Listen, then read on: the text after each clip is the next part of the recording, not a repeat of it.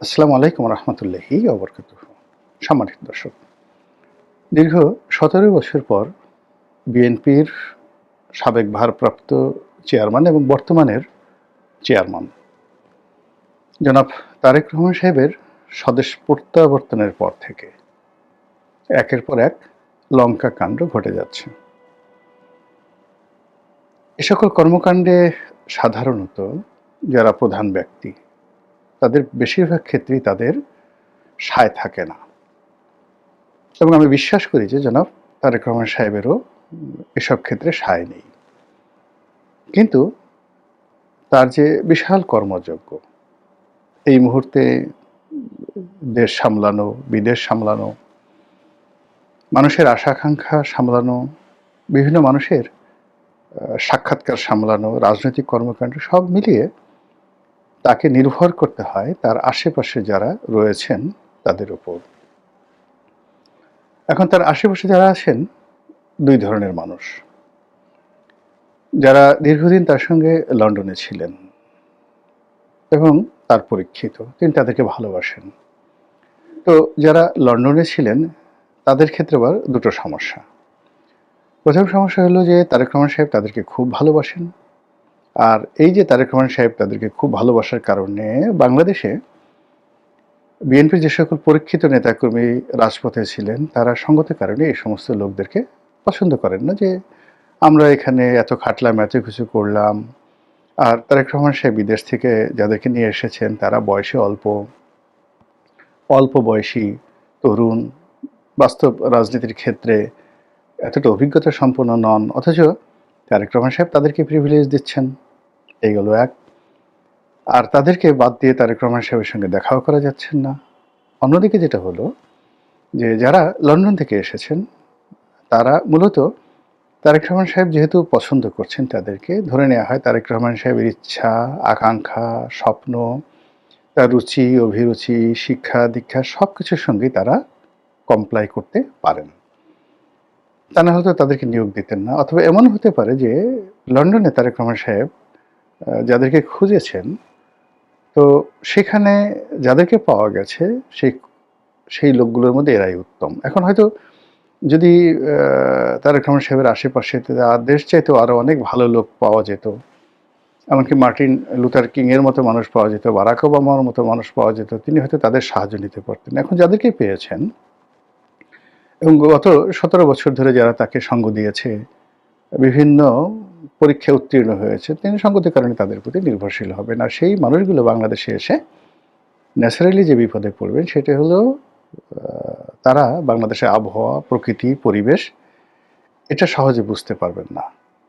এখানে যারা আছেন বিএনপির ভেতরের এবং বিএনপির বাইরের, জামাতের এবং আওয়ামী লীগের যে সকল শ্রেণী শত্রু রয়েছে, তারা সঙ্গতির কারণে তারেক রহমান সাহেবের যারা পার্সোনাল স্টাফ রয়েছেন, সহকারী রয়েছেন অথবা অ্যাডভাইজার রয়েছেন, তাদের পদে পদে বাধা তৈরি করবেন, বদনাম করবেন, দুর্নাম করবেন, এবং এই কর্মকাণ্ডের ফলে একটার পর একটা অনার সৃষ্টি হবে। আর তার ফলে ইতিমধ্যে অনেক কিছু ঘটে গেছে, যার কিছু কিছু নমুনা আমরা দেখতে পাচ্ছি, আর বেশিরভাগই আমরা দেখতে পাচ্ছি না। কিন্তু আপনি যদি তারেক রহমান সাহেবের মুখের দিকে তাকান তাহলে বুঝতে পারবেন যে সেখানে অনেক কিছু ইঙ্গিত করে। এই গেল এক। ২ নম্বর হলো যে তার সাংগঠনিক যে সঙ্গী সাথী বাংলাদেশে আছেন, এদের মধ্যে তরুণ, বৃদ্ধ এবং মধ্যবয়সী, তাদের মধ্যে একটা দ্বন্দ্ব সংঘাত। যারা মনোনয়ন পেলেন আর যারা পেলেন না, যারা খুশি হলেন না, যারা বিদ্রোহ করলেন, আবার কেউ কেউ বিদ্রোহ করলেন না কিন্তু তলে তলে ঠিকই খোঁচাতে থাকলেন। তো এই জিনিসগুলোর ফলে কি হলো, ওনার যে স্বাভাবিক কর্মকাণ্ড, স্বাভাবিক যে প্রসপেক্ট অ্যান্ড অ্যাসপেক্ট, এই জিনিসগুলো নষ্ট হয়ে যাচ্ছে। তো এই বিষয়গুলো তিনি বুঝবেন বা তার যারা লোকজন বুঝবেন কিভাবে এগুলো থেকে বের হতে হবে সেটা তাদের বিষয়। কিন্তু একটি বিষয় যেটি আমার কাছে মনে হয়েছে যে এটি বলা উচিত, তারেক রহমান সাহেবের জন্য নয়, দেশের জন্য নয়, কিংবা জাতির জন্য নয়, এটি বলা উচিত আমাদের সকলের জন্য স্পেসিফিক। এর কারণ হলো এই সমস্যাগুলো কেবলমাত্র তাকে নয়, আমাদের সবাইকে সম্মিলিতভাবে ক্ষতিগ্রস্ত করবে। যদি আপনি ধরেন যে শেখ হাসিনার জামানাতে সবচেয়ে বড় সমস্যা কি ছিল? সমস্যা ছিল যে খুব বড়, বড় উঁচু মার্গের জ্ঞানী, যাদের জ্ঞান, গরিমা, পাণ্ডিত্য নিয়ে কোনো শব্দ করার বা একটা ডট দেয়ার যোগ্যতা আমার আপনার নেই। এরা কেউ কবি, কেউ সাহিত্যিক, কেউ সাংবাদিক, কেউ অধ্যাপক, কেউ ভাইস চ্যান্সেলর। স্ব ক্ষেত্রে তারা দেশের সেরা মানুষ। তো সেই মানুষগুলো যখন শেখ হাসিনার সামনে গিয়ে ফ্ল্যাটারিং করতেন, মিথ্যা কথা বলতেন, তাকে প্রশংসা করতেন, মিথ্যা প্রশংসা করতেন। ওই প্রশংসা মানে বিষ, মানে সাপের বিষের চাইতেও ডেঞ্জারাস। এর কারণ হলো, যাকে প্রশংসা করা হয় তার মাথা ঠিক থাকে না। সে দেখেন যে আল্লাহ এত বড় একজন জ্ঞানী মানুষ, গুণী মানুষ, ভাইস চ্যান্সেলর, তিনি যেহেতু বলেছেন এটা তো সত্য হতেই পারে। তো এইভাবে সাংবাদিক, সাহিত্যিক, আমলা, কামলা, দলীয় পান্ডা সবাই যে একটা তেলের ভান্ডার শেখ হাসিনার জন্য তৈরি করে ফেলেছিলেন, সেই তেলের ভান্ডারের কারণে পুরো গণভবন, প্রধানমন্ত্রীর কার্যালয়, আওয়ামী লীগের কেন্দ্রীয় কার্যালয় রীতিমতো এতটা পিচ্ছিল হয়ে পড়েছিল যে ওটা অতিক্রম করে দলের যারা নেতাকর্মী, যাদের হৃদয়ে নৌকা ছিল, বঙ্গবন্ধু ছিল, জয় বাংলা ছিল এবং যারা মনে প্রাণে শেখ হাসিনার কল্যাণ কামনা করতেন, তাদের আসলে কাছাকাছি যাওয়াটাই সম্ভব ছিল না। এবং ধীরে ধীরে তিনি বাস্তবতা থেকে বিচ্ছিন্ন হয়ে পড়েছিলেন এবং একটা সময় এই সুযোগটি গ্রহণ করে সামরিক বাহিনী, তারপর তার এসএসএফ বাহিনী, পুলিশ বাহিনী এবং এই বাহিনীর যে সকল দলীয় পান্ডা ছিল, তারা তাকে সম্পূর্ণভাবে নিরাপত্তার নামে ভয় দেখিয়ে, জঙ্গি আতঙ্ক দেখিয়ে তাকে জনবিচ্ছিন্ন করে ফেলে এবং তার পরিণতি তাকে ভোগ করতে হয়েছে। জনাব তারেক রহমান সাহেব বাংলাদেশে আসার পর মানে শেখ হাসিনার জন্য যে পরিবেশ পরিস্থিতি ছিল, তার জন্য যে ঝুঁকি ছিল, তার সাথে বহু বহু ঝুঁকি।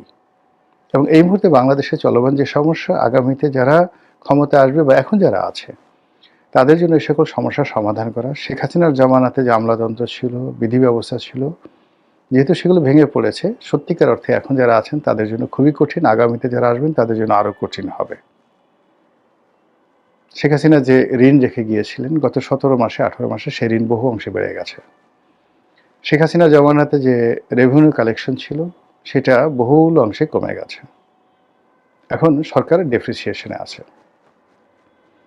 এর বাইরে শেখ হাসিনার জমানাতে সিভিল সোসাইটি ছিল, গণমাধ্যম ছিল, তেলবাচ্চি চলতো, তার সঙ্গে সঙ্গে আবার টেলিভিশনগুলোতে ভীষণ রকম প্রতিযোগিতামূলক মানে টকশো হতো, সভা সমিতি সেমিনার হতো, এমনকি রাজপথে গালাগালি হতো এবং শেখ হাসিনা, ওবায়দুল কাদের থেকে শুরু করে সবাইকে অকথ্য ভাষায় গালাগাল করা হতো।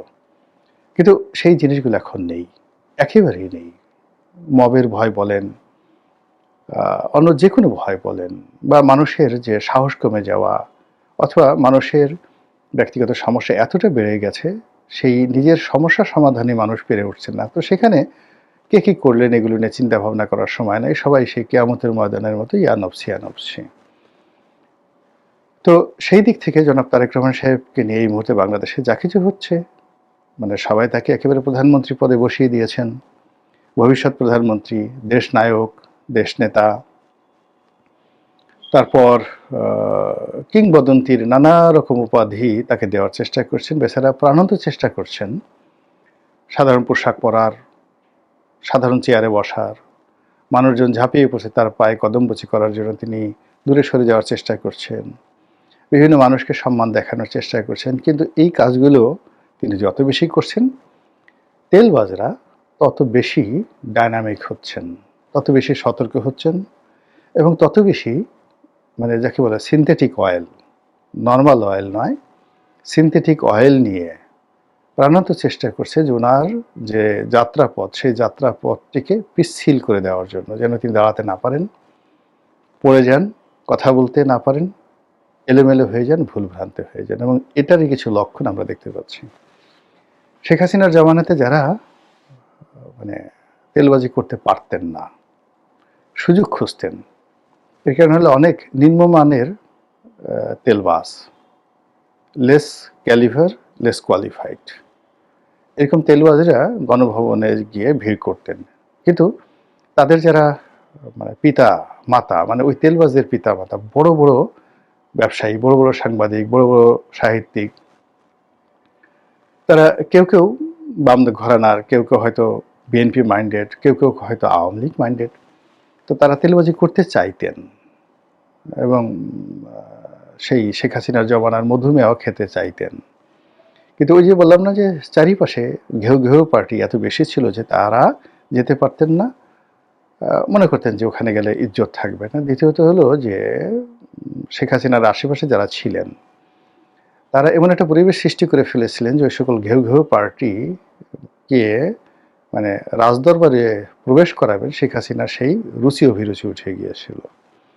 এখন এই গ্রুপটি সদেল বলে ঝাঁপিয়ে পড়েছেন বড় বড় তেলবাজ, মানে যারা সাধারণত আন্তর্জাতিক অঙ্গনে তেল দেয়, যারা সেই বিভিন্ন রাজপ্রাসাদে তেল দেয়, হোয়াইট হাউস, এলিসি প্রাসাদ, বাকিংহাম প্যালেসে যারা তেল মারে, এইরকম তেল এখন জনাব তারেক রহমান সাহেবের পেছনে দেওয়ার জন্য, সামনে দেওয়ার জন্য, চারিদিকে ছিটানোর জন্য যে সকল মানুষ তাণ্ডব শুরু করেছে, এই তাণ্ডবে ওনার মানে চলার যে পথ, এই পথটি নষ্ট হয়ে যাচ্ছে। এই গেল এক। বোঝার চেষ্টা করুন যে এই তেলবাজির মধ্যে কি কি বিষয়গুলো নিয়ে আসছে। আমরা এখনো যারা ইউটিউবে কন্টেন্ট তৈরি করি বা আমরা ফেসবুকে যারা লিখে খুব সেলিব্রিটি, আমাদের এক একটা যাদের লাইক কমেন্ট বা একটা স্ট্যাটাস দিলে যেখানে 1 লাখ লাইক পড়ে যায়, 1 ঘন্টার মধ্যে যেখানে 50 লাখ লোক দেখে ফেলে, তো এরকম যারা ফেসবুক বা ইউটিউবে যারা সেলিব্রিটি রয়েছি, তো তাদেরকেও যদি বলা হয় যে ইউ আর এ ফেসবুকার, সে কিন্তু একটু হলেও অপমান বোধ করে যে এত কিছু বাদ দিয়ে আমাকে ফেসবুকার বলা হলো, বা বলা হলো সে একজন ইউটিউবার। যেমন আমার কথাই বলি, এখন আমার তো মাশাআল্লাহ ধরেন ইউটিউবে একটা অবস্থা হয়েছে।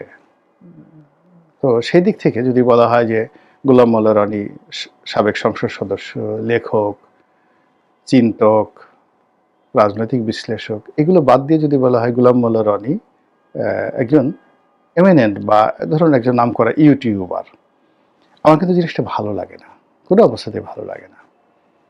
ইভেন মার্ক জাকারবার্গ, যিনি মেটার প্রধান, ইউটিউব মানে ইসের জনক যাকে বলা হয় ফেসবুকের জনক, তাকেও যদি ফেসবুকার বলা হয় তিনি ইনসাল্ট ফিল করেন এবং তিনি এখন ফেসবুক নিয়ে খুবই আনহ্যাপি, ভীষণ রকম আনহ্যাপি। যেভাবে আলফ্রেড নোবেল তার ডিনামাইট নিয়ে আনহ্যাপি ছিলেন, সেরকম তিনি আনহ্যাপি। তো এখন বাংলাদেশে এই তেলবাজরা জনাব তারেক রহমান সাহেবকে একজন ফেসবুকার হিসেবে শ্রেষ্ঠত্ব দিতে চাচ্ছেন, অমরত্ব দিতে চাচ্ছেন, এবং তারা গবেষণা করে বের করেছেন যে গত কয়েক মাসে ডোনাল্ড ট্রাম্প ফেসবুকে যে সকল স্ট্যাটাস দিয়েছেন বা তার যে অ্যাক্টিভিটিস রয়েছে, তার সাথে তারেক রহমান সাহেবের যে অ্যাক্টিভিটিস, এটা অনেক বেশি। এই জন্য তিনি ডোনাল্ড ট্রাম্পের চেয়ে শ্রেষ্ঠ। বলেন তো, দুনিয়াতে কি তেল দেওয়ার আর কোনো শব্দ ছিল না, আর কোনো ভাষা ছিল না, আর কোনো সেক্টর ও উপসেক্টর ছিল না? এই জিনিসগুলো তারা শুরু করেছে। আরেকটি দেখলাম যে জরিপ করে কারা যেন বের করেছে যে সর্বকালের সৎ যারা শাসক, তাদের মধ্যে 1 নম্বর হলো জিয়াউর রহমান সাহেব। ভালো কথা, জিয়াউর রহমান সাহেব সততা ছিলেন, এটা জরিপ করার কি আছে? আর এখন জিয়াউর রহমান সাহেবের সততার জরিপ এখন করতে হবে কেন? যেটা ইতিহাসে প্রমাণিত হয়ে গেছে যে তিনি একজন সৎ মানুষ, সেটি এখন এই দালালরা, ফড়িয়েরা বের করেছে। এবং এটা শেখ হাসিনা জামানাতে ছিল। তিনি পৃথিবীর 3 নম্বর সৎ প্রধানমন্ত্রী, তিনি পৃথিবীর 2 নম্বর পরিশ্রমী প্রধানমন্ত্রী। তারপর আরও কত কিছু, মানে তার কাছাকাছি যাওয়ার জন্য 2 কলম লেখা, একটা কবিতা লেখা, একটা বই লেখা, তার বাবাকে নিয়ে কোনো একটা প্রশংসাসূচক বক্তব্য দেওয়া, বঙ্গবন্ধুকে নিয়ে একটা ন্যারেটিভ তৈরি করে, এগুলো করে তারা ধান্দা করত। এখন এই যে ফুড়ি এবং ধান্দা তারেক রহমান সাহেবকে কেন্দ্র করে যেটা শুরু হয়েছে, আল্লাহ মাফ করুক, আমাদের সবাইকে মাফ করবে, এটা যদি অব্যাহত চলতে থাকে তাহলে গন্তব্য যে কোথায় গিয়ে শেষ হয় মহান আল্লাহ রাব্বুল আলামিন ছাড়া আমরা কেউ বলতে পারি না। আসসালামু আলাইকুম ওয়া রাহমাতুল্লাহি ওয়া বারাকাতুহু।